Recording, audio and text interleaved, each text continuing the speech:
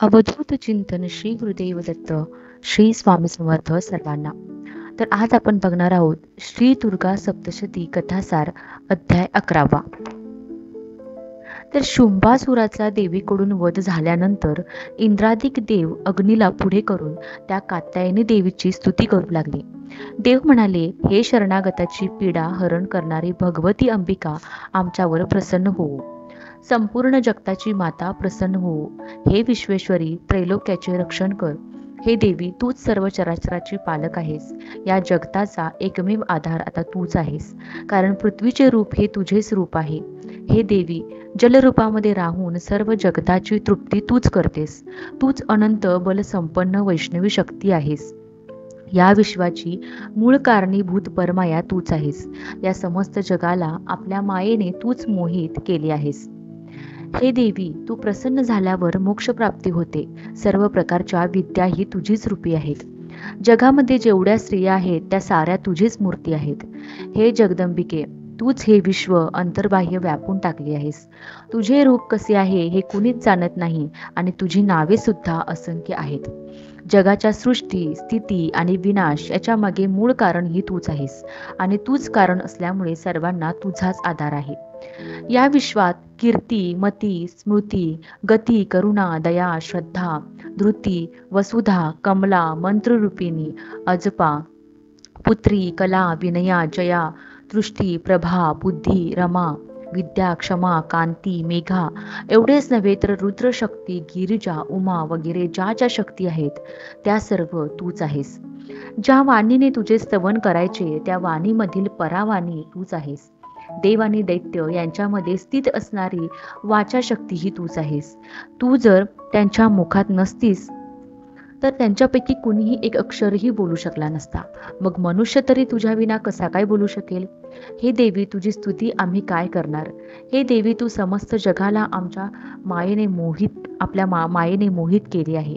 हे देवी, तू बुद्धी रूपाने सर्वांच्या हृदयात विराजमान होणारी तसेच स्वर्ग आणि मोक्ष देणारी आहेस.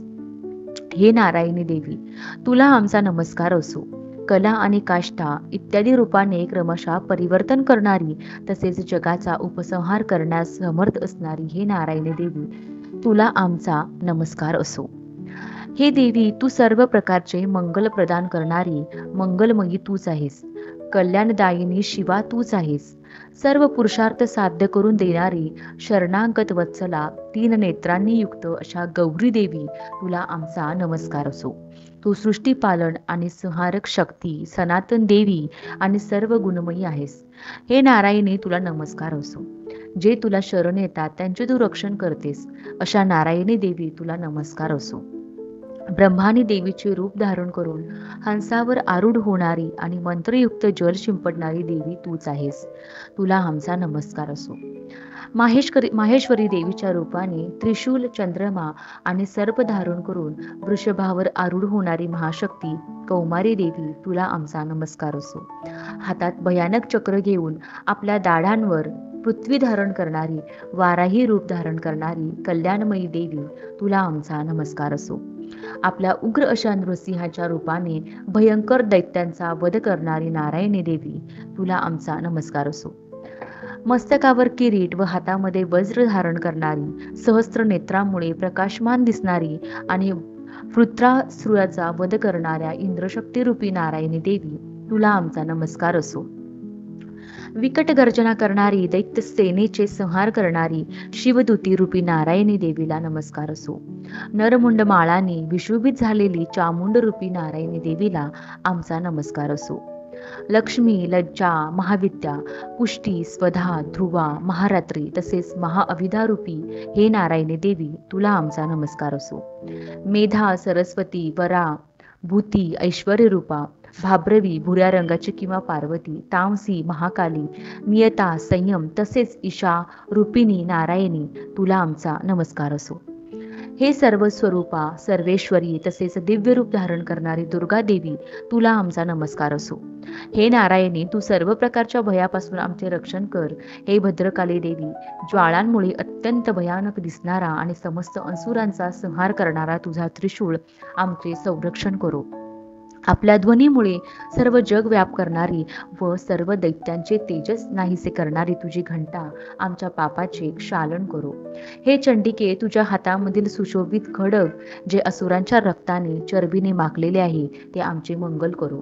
हे देवी, तुझ्या प्रसन्नतेमुळे सर्व रोग नष्ट होतात आणि तुझ्या क्रोधामुळे सर्व मनोकामना नष्ट होतात. हे देवी, जे लोक तुला शरण येतात त्यांच्यावर विपत्ती येत नाही. विद्या, ज्ञान किंवा शास्त्र या सर्वांनी जे वर्णन केले आहे ते तुझ्याशिवाय दुसऱ्या कोणत्या बरे शक्तीचे आहे. हे विश्वेश्वरी, तू विश्वाचे पालन करणारी आहेस. हे माते, तू भगवान विश्वनाथाला देखील वंदनीय आहेस. हे देवी, प्रसन्न हो, संपूर्ण जगताचे पाप नष्ट कर. आम्ही तुझ्या चरणांचा आश्रय घेतला आहे. हे परमेश्वरी देवी, आम्हाला वरदान दे. हे देवी, तू अनादी असल्यामुळे उत्पन्न होण्याचा प्रश्नच येत नाही. तूच परमा, प्रकृती, सनातनी व निरंतर असून तूच सर्व कारणांचे मूळ कारण आहे. त्यामुळे तुझ्या सामर्थ्यांना तुलना नाही. तूच शक्ती रूपाने सर्वांच्या अंतर्यामी असते. या ब्रह्मांडात जे जे काही आहे त्यात चैतन्य स्वरूप ब्रह्म आहे आणि म्हणूनच ब्रह्माची शक्ती सुद्धा तूच आहेस. आणि जी शक्ती आहे तेच ब्रह्म आहे आणि यात काही शंकाच नाही. जेव्हा देव आणि मानव त्या महामायेची आळवणी करतात तेव्हा त्यांच्या दुःखांच्या नाशासाठी ती परमेश्वरी देवी प्रकट होते. हे दैव आणि काळ ही तिचीच उत्पत्ती आहे. म्हणून दैव आणि काळ त्या जगदंबिकेवर सत्ता चालवू शकत नाही, पण कर्मानुसार तीच जीवांना चालना देते. या साकार जगाची जननी तूच आहेस. तूच एकटी हे सर्व नाटक चालवते. पुरुष स्वतः काहीच करत नसतो, तो साक्षी असतो, परंतु हे सर्व नाटक चालवून तूच पुरुषाला आनंद देतेस आणि अंतसमयी सर्वांचा संहार करून नाटकाचा प्रयोग संपवतेस. ब्रह्मदेव, विष्णू आणि शंकर हे अनुक्रमे निर्मिती, पोषण आणि नाश करतात. ही लोकांची समजूत आहे, पण त्यांना आपल्या अंशाने सरस्वती, लक्ष्मी आणि गिरिजा या शक्ती देऊन तूच हे कार्य करून घेतेस. म्हणून ते सुद्धा तुझीच पूजा करतात. तू मूळ स्वरूपिणी आहेस हे जाणून आनंदाने तुझे चिंतन करतात. हे देवी, तुझा अंत कोणालाही कळलेला नाही. तूच खरी विश्वजननी आहेस. देवांची स्तुती ऐकून प्रसन्न झालेल्या देवी अंबिकेने देवतांना म्हणाली, हे देवतांनो, तुमच्या मनामध्ये जी काही इच्छा असेल ती तुम्ही पूर्ण करेन, तरी तुम्ही इच्छित वर मागून घ्यावा. तेव्हा देव म्हणाले, हे सर्वेश्वरी, तू या त्रैलोक्याची सर्व प्रकारची बाधा नाहीशी कर आणि आमच्या शत्रूंचा नाश करीत राहा. तेव्हा ती महामाया अंबिका देवी म्हणाली, हे देवांनो, वैवस्वत मन्वंतराच्या 28व्या युगामध्ये शुंभ आणि निशुंभ नावाचे 2 दैत्य निर्माण होतील. तेव्हा नंद नामक गोपाची जी पत्नी यशोदा हिच्या पोटी मी अवतीर्ण होऊन विंध्याचल पर्वतावर जाऊन राहीन आणि त्या दोघा दैत्यांचा नाश करेन. त्यानंतर पुन्हा एकदा अत्यंत भयंकर रूप धारण करून पृथ्वीवर अवतार घेऊन एक विप्रचित्त नावाच्या दानवांचा संहार करीन. या प्रसंगी त्या दैत्यांच्या रक्तमासाने माझे दात लाल होतील आणि त्या दैत्यांचा नाश केल्यामुळे सर्व देवता रक्तदंती या नावाने माझी स्तुती करतील. यानंतर पृथ्वीवर 100 वर्षापर्यंत अवर्षण पडेल, पाण्याचा अभाव होईल. तेव्हा ऋषीमुनी माझी स्तुती करतील. तेव्हा अयोनिजा रूपाने मी पृथ्वीवर प्रकट होईन आणि 100 नेत्रांनी त्या ऋषीमुनींकडे मी कृपादृष्टीने पाहीन. तेव्हापासून मला पृथ्वीवरील मानव प्राणी शताक्षी या नावाने ओळखतील.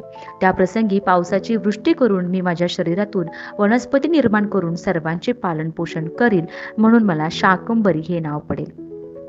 त्याच अवतारामध्ये दुर्गम नावाच्या दैत्याचा मी वध केल्याने दुर्गा देवी या नावानेही मी प्रसिद्ध होईल. नंतर हिमालयावर राहणाऱ्या राक्षसांच्या भीमरूप धारण करून मी संहार करेन.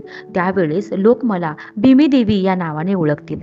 जेव्हा अरुण नावाचा महादैत्य त्रैलोक्याला त्राही भगवान करून सोडेल, तेव्हा 6 पायांच्या असंख्य भ्रमराचे रूप धारण करून मी त्यांचा वध करेन.